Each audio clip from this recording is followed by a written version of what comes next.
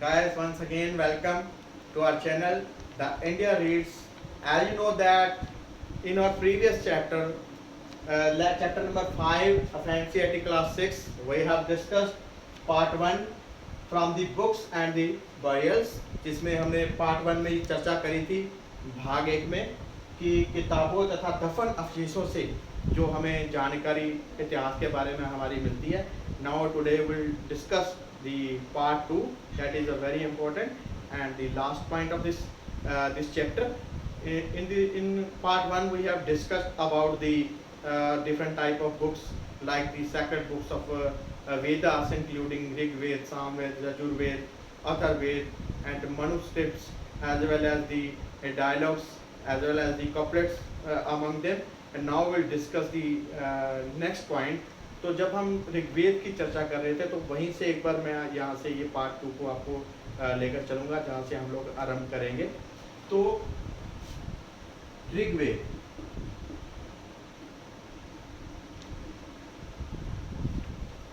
earlier we have discussed that Rigveda that has been composed 35 years ago, 3500 साल पहले जो है उनकी रचना की गई थी from our ancient rishis. हमारे जो प्राचीन महर्षि थे उन्होंने इसकी रचना की. There are lot of the dialogues and couplets. तो इसमें जो है डायलॉग्स और कपलेट्स जो हैं मिलते हैं. डायलॉग्स जिसको हम कह सकते हैं संवाद, और कपलेट्स दोहे. And we can find in Rigved one of the conversation between the Rishi Vishwamitra and two rivers,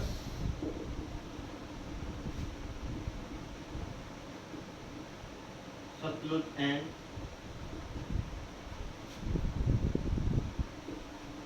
व्यास. तो इसमें जो है ऋग्वेद में एक संवाद जो है डायलॉग है वहाँ पर आता है जो जिसका जो है एक वार्तालाप जो है प्रस्तुत की गई है, जो कि उस समय के प्रसिद्ध जो थे महर्षि विश्वामित्र, वो दो नदियाँ जो सतलुज और व्यास उनके बीच की वार्तालाप को स्पष्ट करता है. Because these rivers were also considered as the goddess.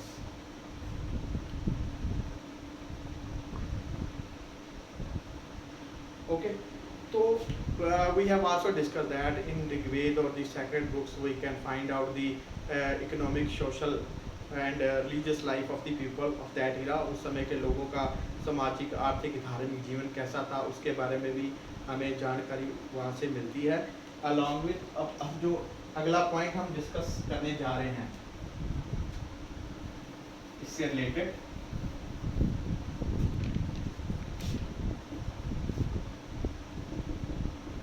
Cattle, horses,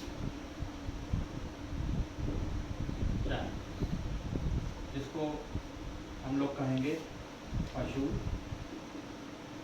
घोड़े,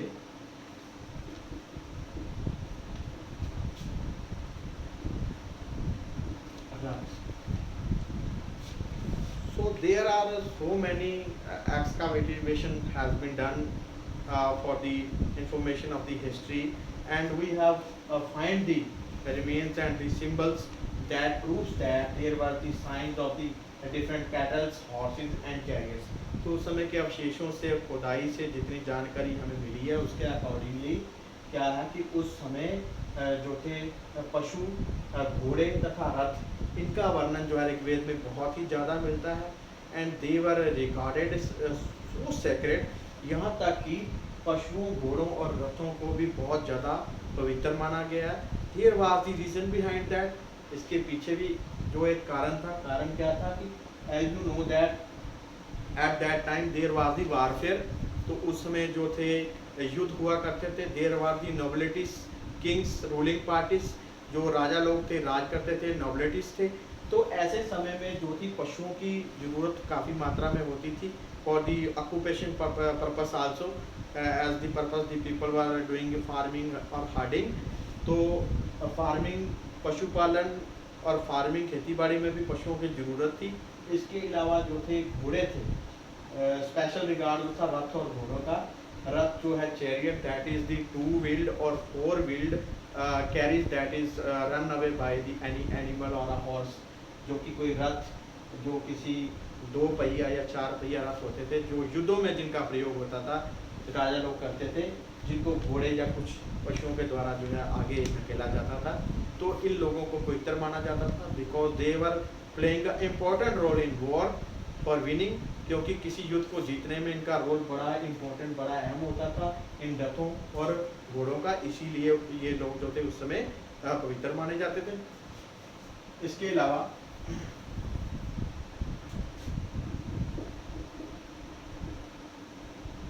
यज्ञस, रिचुअल्स, तो उस समय पर क्या था कि यज्ञस, जिसको आप कह सकते हो यज्ञ, ठीक है, रिचुअल्स कुछ संस्कार। So at that time there was the upper hand of the priests और ब्राह्मण्स। उस समय संस्कृत का प्रभाव ज़्यादा था और ब्राह्मण या फिर प्रिस्ट का, पुजारियों का बोलबाला था। तो उस समय काफ़ी ज़्यादा जो यज्ञ किए जाते थे और रिचुअल्स, कई तरह के संस्कार जो हैं, ट्रेडिशंस जो हैं निभाए जाते थे। So these yajna were performed in holy places beside the ashrams और आउटसाइड इन दी विलेज और टाउन। किसी स्पेशल खास जगह पर ये जो हैं ट्रेडिशंस, जो संस्कार हैं, निभाए जाते थे। एंड इन दिस योजनास there was the things that were offerings like ghee, milk, grain. तो इन यज्ञों में उस समय ज़्यादा मात्रा में जो है जो चीज़ें जो हैं प्रचलित की जाती थी, जो भेंट की जाती थी, तो वो थी घी, मिल्क, दूध और ग्रेन, कुछ प्रकार की खास जो थी फसलें।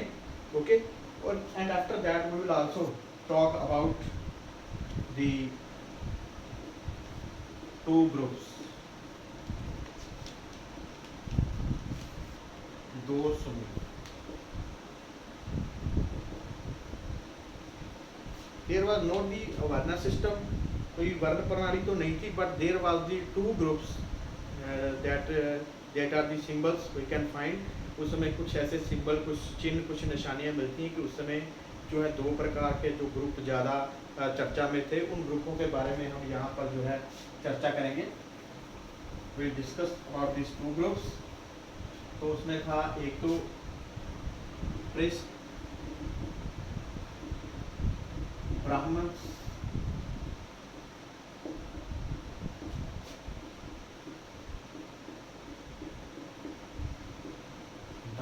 पुजारी।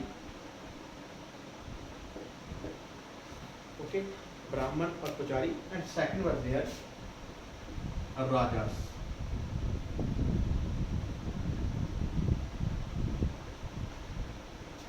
Okay, at that time there was the famous word and name raja in the place of a king। उस समय किंग जैसा कोई भी जो शब्द अभी तक प्रचलित नहीं हुआ था, बल्कि राजा शब्द जो है वही यूज किया जाता था। देयर वर टू ग्रुप्स, दो ग्रुप थे, दो समूह थे, प्रिस्ट, ब्राह्मण, जो पुजारी लोग थे, ब्राह्मण थे। They people were doing the और performing the yajnas and they were having the high status in the society. उनका रुतबा जो था समाज में बहुत बड़ा था, बहुत ऊंचा था। और जो सेकंड ग्रुप था, कॉमन लोग तो थे ही, आम लोग, लेकिन जो ग्रुप में दो ही कैलकुलेट होते थे, ये पुजारियों का, ब्राह्मणों का, और second group was there of a raja. And that raja was not a king. ये राजा उस किंग के बराबर नहीं था। That we will read later in the next chapter. उन राजाओं के बारे में जिनमें हम आगे वाले चैप्टरों में पढ़ेंगे। It was a ordinary man, ये एक साधारण आदमी था। Who was just leading the society, जो सोसाइटी को लीड कर रहा था। He was not taking any type of taxes. उसके पास कोई ऐसा राइट नहीं था, अधिकार नहीं था कि वो लोगों के से टैक्स ले सके। ओके, और वो सिर्फ वो क्या था, ही वाज ओनली सर्विंग दी जनता और जनपद। वो सिर्फ जनता की सेवा कर रहा था, ठीक है, उनकी संभाल कर रहा था। He was not having a luxury life, उसके पास कोई शान शौकत वाली ज़िंदगी नहीं थी। He was not living in palaces, वो कोई महल में नहीं रह रहा था। तो he was a ordinary man just leading a society and he was considered Raja.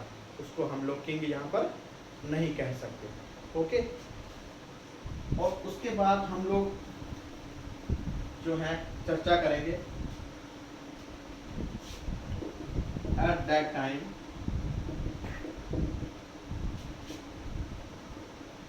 people were defined as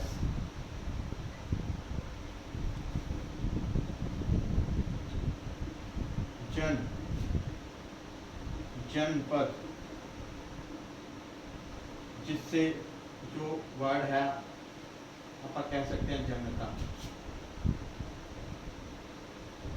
जनता तो उस समय जो लोगों के लिए जो वर्ड है, जो शब्द है यूज किया जाता था, वो वर्ड जो मोस्टली यूज किया जाता था दैट वाज जन और जनपद, जिससे हम अगर इसको मॉडर्नाइजेशन कर दें, इसका आधुनिकीकरण, तो यही वर्ड बन गया जनता, पब्लिक। ओके, तो इसके अलावा जो है उस समय एक वर्ड और प्रचलित था, that is wish. Wish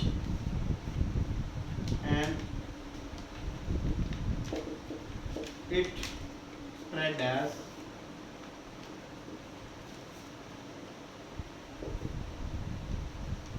precious। तो आगे जब हम वर्ण सिस्टम की बात करेंगे तो आगे जाकर जो विश वर्ड है दैट वाज स्प्रेड, ये आगे बढ़ा एंड इट बिकेम precious। जब हम कास्ट सिस्टम की बात करते हैं तो there was 4 caste system, 4 castes were there. तो आगे जाके 4 जातियां जो हैं प्रचलित हुई। उनमें से जो हैं ब्राह्मण जिनका काम था perform the rituals and the yajnas, Kshatriyas the people who were fighting in the wars, and the Vaishya was the people who were doing the business, and the Shudras that was the lowest class who were serving these 3 upper castes. तो शूद्रस की स्थान सबसे नीचे आता था, जो इन तीनों वर्णों की जो सेवा करते थे। तो इसमें ये वैश्य आ गया है। तो इसमें आगे जो डिवाइडेशन है, इसके एग्जांपल भी मैं आपको दूंगा। जैसे विश या जनपद में हम बात करेंगे, इसमें भारत विश या भारत जन या जन कह सकते हैं, ठीक है। यदु विश या जन, तो इस तरह से उस समय कबीलों के जो है नाम हुआ करते थे। Okay, and now we are going to discuss a very very important topic, the story of megaliths. Yes,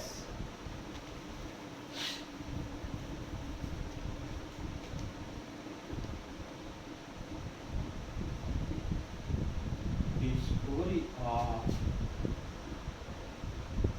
megaliths.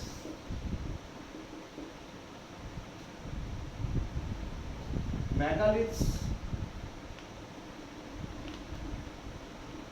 जिसको हम हिंदी में अगर कहेंगे, एक्सपेंड करेंगे तो बड़े पत्थरों की कहानी।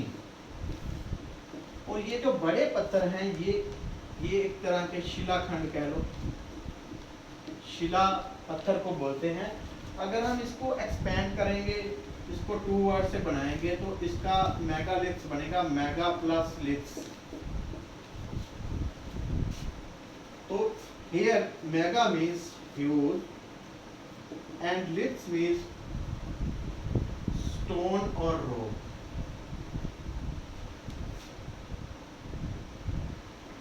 तो यहाँ पर हम लोग चर्चा करेंगे, जो हम स्टोरी यहाँ पर कर रहे हैं, बड़े पत्थरों की कहानी हम लोग यहाँ पर पढ़ रहे हैं। मेगालिथ्स से बना है word megaliths, huge plus stone और रॉक, बड़े बड़े पत्थरों या चट्टानों के साथ जो थे, there was created the borders. तो बॉर्डर्स बनाए गए थे, borders, शिलाखंड।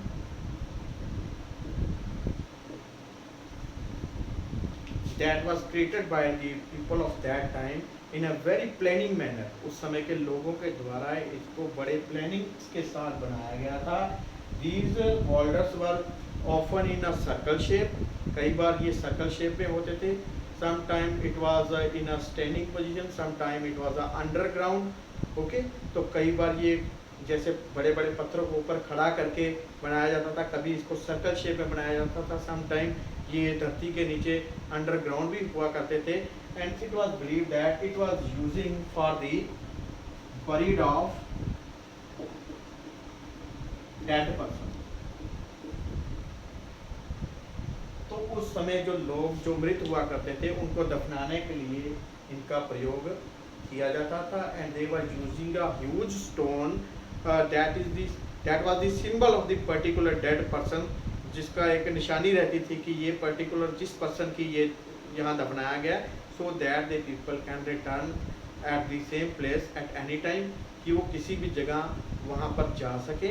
And when the scientists or archaeologists have excavated these sites, जब हमारे वैज्ञानिकों ने इतिहासकारों ने इस जगह की खुदाई की है, तो उनको they found a lot of burials there, including a lot of bones, and in some places they have found the bones or skeleton of a human being, including a lot of coats and a lot of things, lot of animals, gold, stones, beads, shells, etc.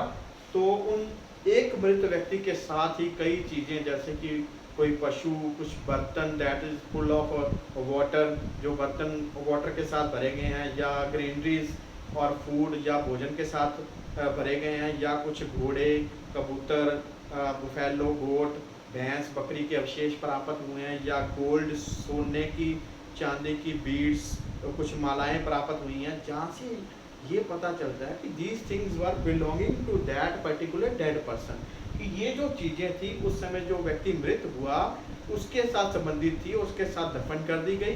It also indicates that, तो ये जो अलग अलग चीज़ें उसके साथ पाएगी, it also shows that, ये शो करता है कि there were different type of peoples including rich, poor, nobilities as well as chiefs. तो इससे पता चलता है कि जिस पर्सन के साथ इतनी ज़्यादा चीज़ें रखी गई हैं वो जरूर ही किसी नोबिलिटीज ग्रुप्स के साथ संबंध रखता होगा, कोई रूलिंग पार्टी से होगा, या बहुत ज़्यादा अमीर होगा.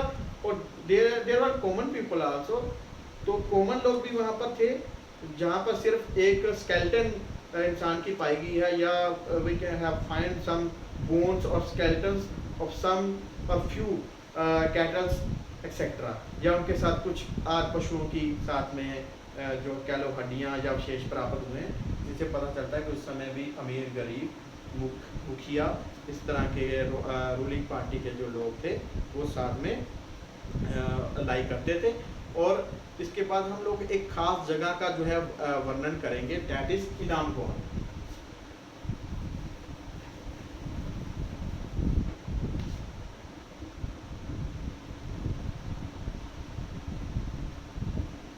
Inamgone, that is the site that has been found in one of the excavation. एक जगह पर जो खुदाई पर एक खास जो है साइट हमें फाइंड आउट हुई है साइंटिस्ट को, दैट इज इनामगोन. तो इसमें क्या है, इसके अंदर स्पेशलिस्टी क्या थी, only adults were buried here, adults were buried here,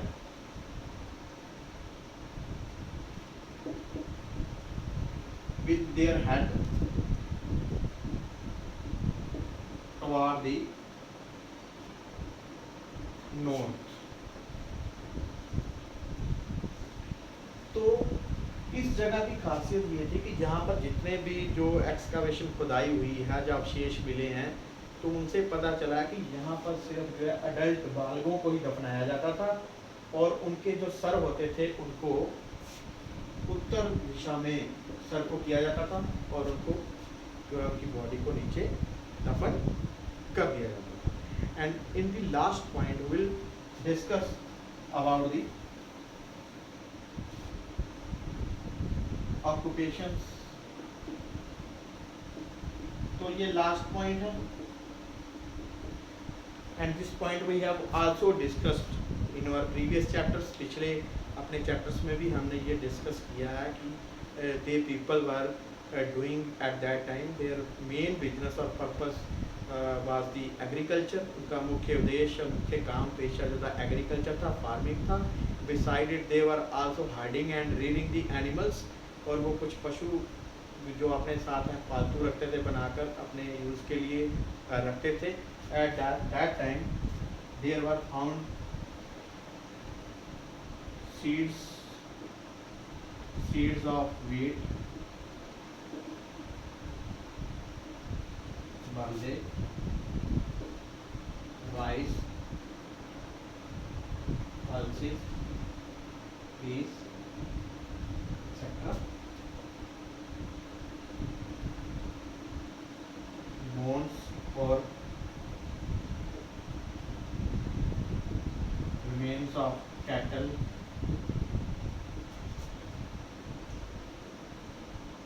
buffalo, goat, sheep, horse, etc. As well as there are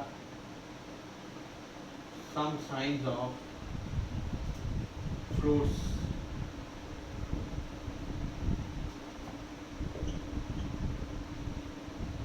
like amla, jamun, dates, and the varieties of berries. तो हमें जो है खुदाई करने से जो चिन्ह मिले हैं इतिहासकारों को, उनसे ये अंदाज़ा लगाया जा सकता है कि वहाँ पर जो there have been found a seeds of wheat, कि हमें जो बीज मिले हैं वहाँ पर खुदाई से गेहूँ, जौ, राइस चावल, पल्सेस दालें, बीज मटर वगैरह, और बोन्स और रिमेन्स जो उस समय की हड्डियाँ जानवरों की या अवशेष मिले हैं, उनमें पशु, भैंस, बकरी, भेड़, घोड़ा आदि इनके अवशेष प्राप्त हुए हैं.